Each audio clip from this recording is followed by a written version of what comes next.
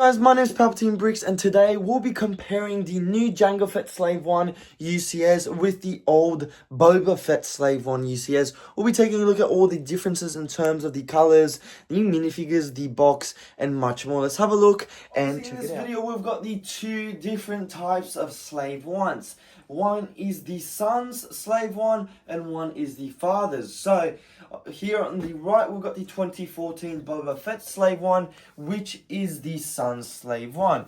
Now, this was an existing set that got released over 11 years ago, back in 2014, and it included 4 minifigures, technically 5 if you're counting the Han Solo in Carbonite, and that is shown at the top here.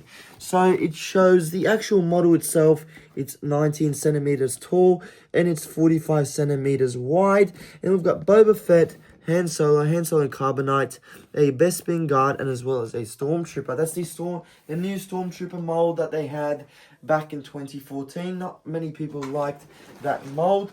But yeah, so it shows off a nice little background with the cloud sitting in the back. The Slave 1 on the stand with the UCS plaque. Love that feature. And the actual model itself from the front. This model is 75060, the set number, and it's called the Slave 1, with the age being 14 plus. Nice, vibrant box art. I'm not really a big fan of this box art, but the back shows the model being landed in landing position. Then it shows off the minifigures walking to the model, and Boba Fett standing with Han Solo and Carbonite there. It has the Ultimate Collector Series model logo in the corner. It shows the sitting for the Boba Fett that you can actually twist when it goes into flying or landing position. So it shows that as well. It shows the movement of the turrets as well as the movement of the flaps on the ship. It has different types of turrets from the sides, and then it shows off Boba Fett with the Bespin guard putting Han Solo and Carbonite. It has a little bit of text there if you want to read that. It says exclusive building instructions included, so those are exclusive. So that is the Boba Fett Slave 1. This is being displayed from the horizontal point of view. So the one on my left here is actually different because it is displayed on a vertical point of view. So instead of it being displayed the same, the Slave 1 box, the old one from 2014, is just that tiny bit taller in terms of vertically, and it's a bit wider than the new one. So that's the only difference I can see majorly in the box stance. Now, the name of the new one is called Jango Fett Starship. So it's not called Slave 1 anymore for some reason. And it includes 2 different minifigures in the set. So we've got Boba Fett and Jango Fett in this model with arm printing. Beautiful box art, nice and black, like a black finish with a white like a stroke around it. And then you got the model itself. It's got the set number 75409. It's 18 plus this time, 2970. It doesn't have the Ultimate Collector Series logo anymore. It has the Ultimate Collector Series nice clean look of a text, so that's different as well. It shows the Mandalorian logo at the top there as well, and it says Jango Fett Starship. Nice difference.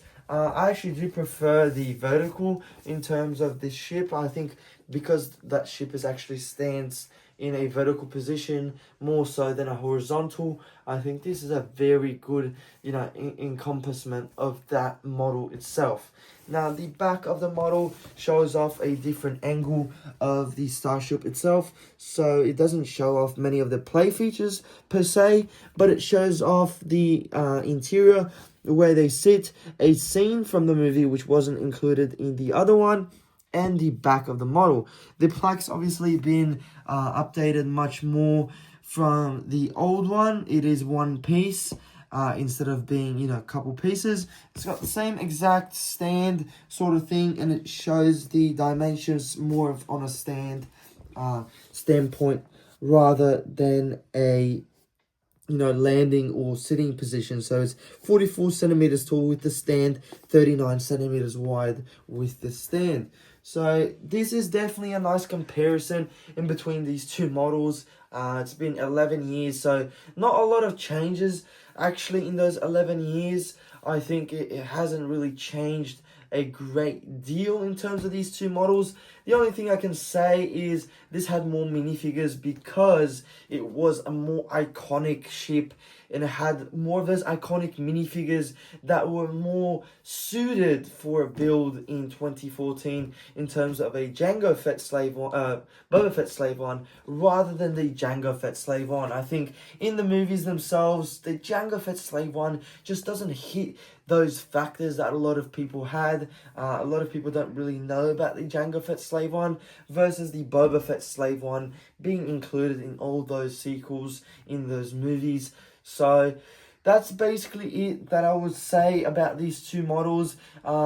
Nice little comparison, 11 years apart. Piece count's pretty similar.